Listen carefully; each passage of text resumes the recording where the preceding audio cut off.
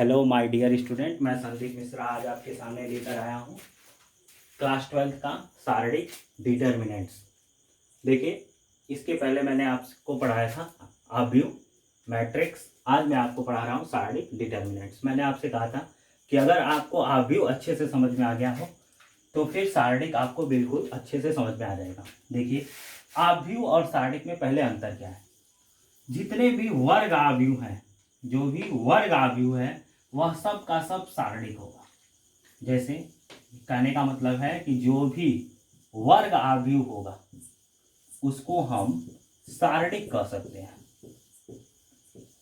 यानी वर्ग आव्यूह का मतलब कि उसमें जितने रो हो उतने कालम हो, जितनी पंक्तियां हो उतने स्तंभ हो। जैसे एक हम वर्ग आव्यूह रख रहे हैं 1 2 3 4, इसमें 2 पंक्ति है और 2 स्तंभ है। यानी यह 2 गुणे 2 क्रम का एक आव्यूह है। क्रम या कोटि एक ही होता है। कैसे हमको पता चला कि इसमें 2 पंक्तियां हैं? तो यह होता है R1, यह होता है R2। R का मतलब रो होता है, रो माने पंक्ति। R का मतलब क्या होता है बच्चों? रो, रो माने पंक्ति। और यह क्या है? स्तंभ, C1 और C2। C1 का मतलब होता है, C का मतलब है कालम, और कालम माने होता है स्तंभ। तो यानी कि हम कर दें कि क्या है, तो यह सबसे पहले लिखते हैं पंक्ति। तो 2 पंक्ति है तो हमने लिख दिया 2, क्रॉस 2 स्तंभ में हमने लिख दिया 2। ऐसे यह एक वर्ग आव्यूह है तो यह एक शारीरिक होगा। और अगर हमको इसको शारीरिक के रूप में लिखना हो तो हम इसको ऐसे लिखते हैं, जैसे यह था पहले, तो अब हम इसको ऐसे लिखेंगे और इसको हम कर देंगे ऐसे। जैसे यह A था ना, तो शारीरिक के रूप में इसको ऐसे लिखते हैं और 1 2 3 4 लिख देंगे। अब इसको पढ़ते क्या है बच्चों? आपको लग रहा होगा जैसे सामान्य हम ऐसे लिख देते हैं तो इसको पढ़ते हैं मॉड एक्स, एक्स का मापांक। इसको हिंदी में क्या कहते हैं? एक्स का मापांक। तो वैसे ही अगर हम यह लिख दें तो इसको आप पढ़ेंगे ए का मापांक। लेकिन यह कहना बिल्कुल गलत होगा, यह कहना बिल्कुल गलत होगा। इसको हम शारीरिक में एक मॉड ए नहीं पढ़ेंगे, इसको पढ़ते हैं शारीरिक के रूप में। इसको क्या पढ़ना उचित होगा? तो अगर ऐसे लिखा हुआ है तो आप पढ़ेंगे इसको शारीरिक ए। क्या पढ़ेंगे बच्चों? शारीरिक ए। या इसी को हम ऐसे भी लिखते हैं, डिटर्मिनेंट का शॉर्ट फॉर्म लिख देते हैं DET और फिर इसको छोटे ब्रैकेट में ए, इसको पढ़ते हैं डिटर्मिनेंट ए। ऐसे ही यह है शारीरिक ए, और इसको हम मॉड ए कभी नहीं पढ़ेंगे। अगर ऐसे कहीं भी लिख दे तो आप इसको पढ़ेंगे शारीरिक ए, मॉड ए कभी भी नहीं पढ़ेंगे। ऐसे ही एक हम शारीरिक लेते हैं जिसका क्रम या कोटि 3 गुणे 3 क्रम का हो, जिसका क्रम या कोटि 3 गुणे 3 क्रम का हो। जैसे A हमारे पास एक शारीरिक है, उसका हम मान रहे हैं 3 गुणे 3 क्रम, या कोटि जो मान रहे हैं वो 3 गुणे 3 क्रम का है। 1 2 3 4 5 6 7 8 9, ये इसका क्रम या कोटि जो है वह 3 गुणे 3 का है। ऐसे ही यह था 2 गुणे 2 का। ठीक है बच्चों, अगर हम इसको कहें आव्यूह के रूप में लिखिए तो इसको आव्यूह के रूप में बहुत सिंपली तरीके से लिख सकते हैं। A ऐसा ब्रैकेट बना लेंगे और उसके अंदर इसको लिख देंगे 1 2 3 4 5 6 7 8 9।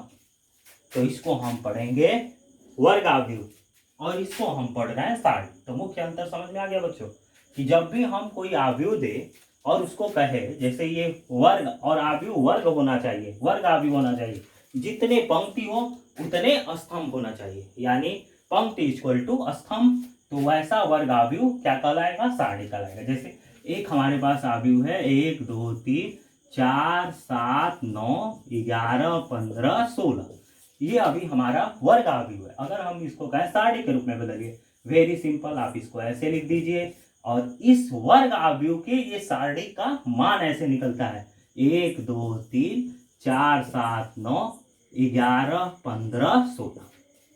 कोई दिक्कत बच्चों? अब आपको इसमें कोई दिक्कत नहीं होगा। देखिए अब इसके हम परिभाषित कर रहे हैं, इसको कैसे करते हैं सब ध्यान से देखिए।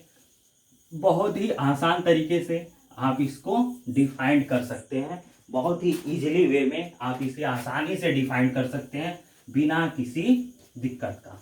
बस आप ध्यान से इसको समझते रहिए, एक नोट्स बना लीजिए बच्चों, ताकि आपके समझने के लिए बहुत ही आसानी हो, जिससे आपको कोई दिक्कत ना हो समझने में, पढ़ने में, इसमें कोई परेशानी आपको बिल्कुल नहीं होगी। देखिए अब बात आती है कि हमारे पास एक वर्ग आव्यूह है जो ए आई जे रूप का है, एन गुणे एन क्रम का है। तो अगर हम इसको कहें सारणी के रूप में लिखिए, तो हम अगर हम इसको वर्ग आव्यूह के रूप में लिखते हैं, अगर हम इसको वर्ग आव्यूह के रूप में लिखते हैं तो हम लिखेंगे ए इक्वल टू ए ऐसे पहले लिख लीजिए। देखिए लिखने का हम सिंपल तरीका आपको बस समझा रहे हैं, ऐसे आप पहले बना लीजिए।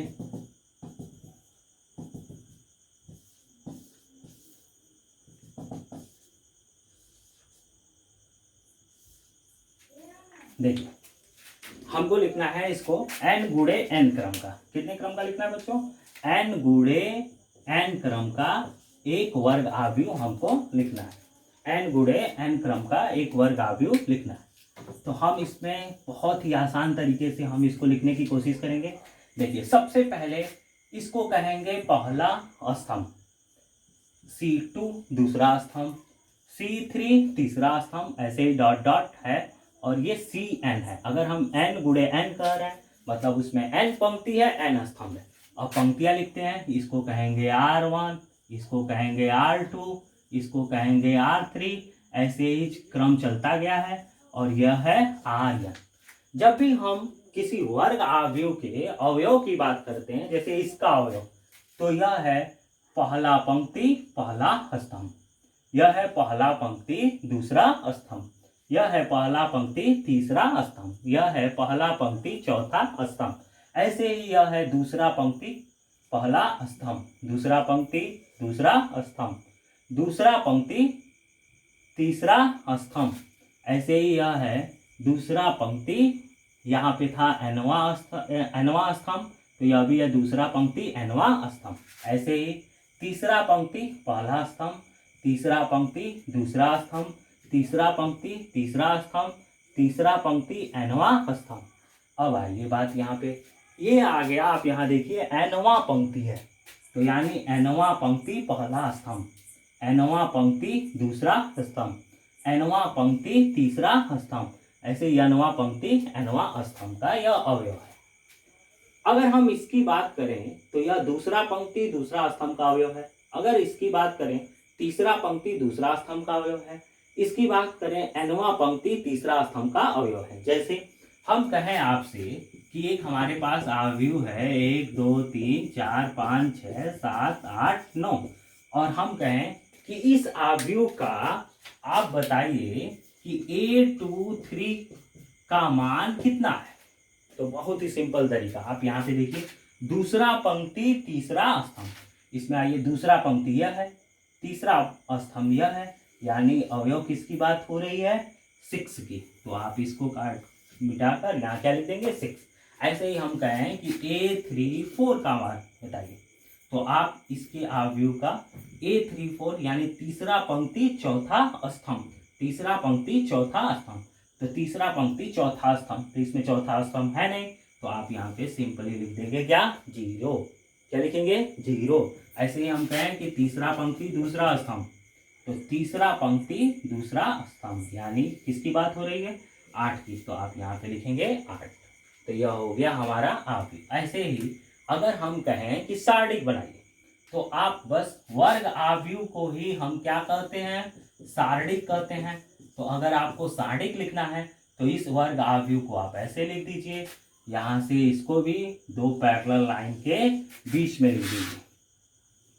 ऐसे ही इसको भी हम लिखना चाहें तो 2 पैरेलल लाइन के बीच में लिख देंगे, तो यही वर्ग आव्यूह सारणिक हो जाएगा। अब आपको समझ में आ रहा होगा कि आखिर अब आपके एक कंफ्यूजन हो गया आपको कि वर्ग आव्यूह और सारणिक में अंतर क्या है। तो बहुत ही सिंपल ही अंतर है, हम वर्ग आव्यूह का मान नहीं ज्ञात कर सकते, लेकिन हम सारणिक का मान ज्ञात कर सकते हैं। अगर कोई वर्ग आव्यूह दे तो हम उसका डायरेक्ट मान नहीं ज्ञात कर सकते, लेकिन उस वर्ग आव्यूह के हम सारणिक का मान आसानी से ज्ञात कर सकते हैं। अब आपको ये समझ में आ गया हो तो हम इससे आगे बढ़ते हैं। अब हम आपको बताएंगे कि सारणिक का मान कैसे निकालते हैं। तो बच्चों आपको यहाँ से एक चीज तो समझ में आ गया होगा कि अगर हम कहें सारणिक, तो सारणिक को आप डिफाइन करने के लिए आप वर्ग आव्यूह के द्वारा ही सारणिक को डिफाइन करेंगे, जैसे कि हमने यहाँ बोर्ड पे डिफाइन किया है। अब आइए हम इसकी बात करते हैं कि हमने इसको डिफाइन कैसे किया है। तो अब आपको अगर सारणिक समझ में आ गया हो और वर्ग आव्यूह समझ में आ गया हो तो आप इसको आसानी से डिफाइन कर सकते हैं। देखिए, प्रत्येक वर्ग आव्यूह जो ए से दिखाया गया है, ए इक्वल टू ए आई जे रूप का हो, एन इंटू एन क्रॉस अवयव हो, जहां एन गुणे एन क्रम का हो, जहां एन आव्यूह की कोटि है, तथा ए आई जे आव्यूह एक आई जेवा अवयव है कि संगत एक संख्या चाहे वास्तविक हो चाहे सम्मिश्र हो, वास्तविक हो चाहे सम्मिश्र हो, का अस्तित्व होता है, जिसे आव्यूह ए का सारणिक कहते हैं। अगर हम कहें कि सारणिक का मान निकालिए, जैसे हम एक सिंपली सारणिक देते हैं आपको, ए इक्वल टू 1 2 3 4 5 6 7 8 9, और हम कहें इसके सारणिक का मान ज्ञात कीजिए। तो इसके सारणिक का मान निकालने के लिए हम आपको एक आसान तरीका बताते हैं। सबसे पहले आप चिन्ह निर्धारित कर लीजिए, जिस सारणी का भी बात करें आप उसका चिन्ह ज्ञात करिए। तो सबसे पहले चिन्ह कैसे निकालेंगे, तो एक हमारे पास वर्ग आव्यूह है और इसका चिन्ह है प्लस माइनस, इसका चिन्ह है plus minus plus minus plus minus plus minus plus. तो देखिए बच्चों, यहां से हम चलेंगे ए इक्वल टू 1 2 3 4 5 6 7 8 9, इसके सारणिक, ये वर्ग आव्यूह है, हमने आपसे कहा कि वर्ग आव्यूह का मान ज्ञात नहीं किया जा सकता है, उसके सारणिक का मान निकलता है। तो हम इसके सारणिक का मान निकालेंगे। तो सारणिक के मान के लिए सबसे पहले हम क्या बताएं, इसको सारणिक ए लिखेंगे। यहाँ भी जो वर्ग आव्यूह के रूप में लिखा है आप इसको सारणिक बना दीजिए और सारणिक का चिन्ह ज्ञात कर लीजिए। तो चिन्ह हमने यहाँ पे पहले ही निकाल दिया है, वेरी सिंपल तरीका, आप इसको याद कर लीजिए, plus minus plus minus plus minus plus minus plus. अब क्या होता है कि आप यहाँ से चलेंगे तो अब हम यहाँ हमारे पास कौन सी पंक्ति के सापेक्ष आप करना चाहते हैं। अगर हम यहाँ R1 के सापेक्ष करना चाहें तो यहाँ से चिन्ह ले लीजिए, R1 का ये चिन्ह है, R2 का ये चिन्ह है, R3 का ये चिन्ह है, C1 पहला कॉलम का यह है, दूसरे कॉलम का यह है चिन्ह, तीसरे कॉलम का ये चिन्ह है। तो हमने लिखा यहाँ R1 के सापेक्ष, तो very simple, plus minus plus. तो आप यहाँ से लिखिए सारणिक A इक्वल टू प्लस, ऐसे बना लीजिए, माइनस प्लस। ठीक है बच्चों, अब हम इसको यहाँ फिल करेंगे। ये फिर से एक बार बता रहे हैं कि आप प्लस बनाइए सारणिक बनाइए, माइनस बनाइए सारणिक बनाइए, प्लस बनाइए सारणिक बनाइए। क्यों हम प्लस माइनस प्लस लिख रहे हैं, क्योंकि प्रसार R1 के सापेक्ष कर रहे हैं। तो अगर हम प्रसार R1 के सापेक्ष कर रहे हैं तो आप यहाँ R1 पे ध्यान देंगे। किस पे ध्यान देंगे, R1 पे। अब हम R1 के सापेक्ष अगर प्रसार कर रहे हैं और हमको इसको फिल करना है तो हम यहाँ पे लिखेंगे क्या, अंक। यहाँ पे क्या है 1, तो यहाँ पे लिख दीजिए 1। यहाँ पे क्या है 2, तो यहाँ लिखिए 2। यहाँ पे क्या है 3, तो यहाँ लिखिए 3। अब हमको 1 के मान भरने हैं। 1 का मान कैसे भरते हैं, तो यहाँ पे है 1। अगर यहाँ पे 1 है तो आप क्या करेंगे, जिस पंक्ति का है उस पंक्ति को ढकिए और जिस स्तंभ का है उस स्तंभ को ढक लीजिए। अब आपको क्या दिख रहा है बच्चों, 5 6 7 5 6 8 9। देखिए क्या दिख रहा है, 5 6 8 9, 5 6 8 9। अब आप यहाँ पे लिख दीजिए 5 6 8 9। ऐसे ही यहाँ अब हम 2 को निर्धारित करेंगे। किसको निर्धारित करेंगे, 2 को। तो हमने आपसे कहा कि जिस पंक्ति का है उस पंक्ति को आप ढक लीजिए। तो जिस पंक्ति का है उस पंक्ति को ढकिए और जिस स्तंभ का है उस स्तंभ को ढकिए। क्या दिख रहा है? 4 6 7 9। तो यहाँ पे लिखिए 4 6 7 9। फिर अब हमको किसका स्थान निर्धारित करना है? 3 का। तो हम 3 का लिखेंगे।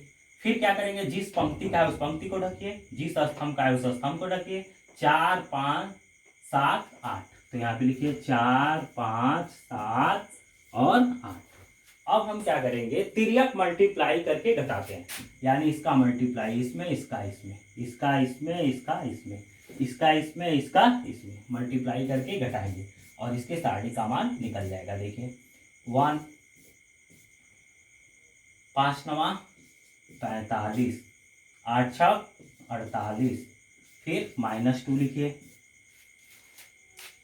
9 चौको 36, 7 6 42। फिर +3 लिखिए, 8 चौको 32 और 7 5 35। और फिर हम इसको क्या करेंगे? घटाएंगे। तो इसको घटाने का सिंपल तरीका, आप फिर इसको लिखिए mod A = 48 में से 45 घटाएंगे तो क्या होगा? -3। फिर यहाँ -2 इंटू 42 में से 36 घटाएंगे, 42 में से 36 घटाएंगे तो क्या बचेगा बच्चों? -6। तो यहाँ पे लिख दीजिए -6। फिर यहाँ पे +3 क्या हो जाएगा? 32 में से 35 घटाएंगे तो हो जाएगा -3। अब आप इसका मल्टीप्लाई कर लीजिए। mod ऑफ A = क्या हो जाएगा? -3 6 दूनी 12 +12 3 त्रिके 9 -9। क्या हो जाएगा? -9। अब -9 और -3 तो हो जाएगा आपका टोटल कट के क्या? 0।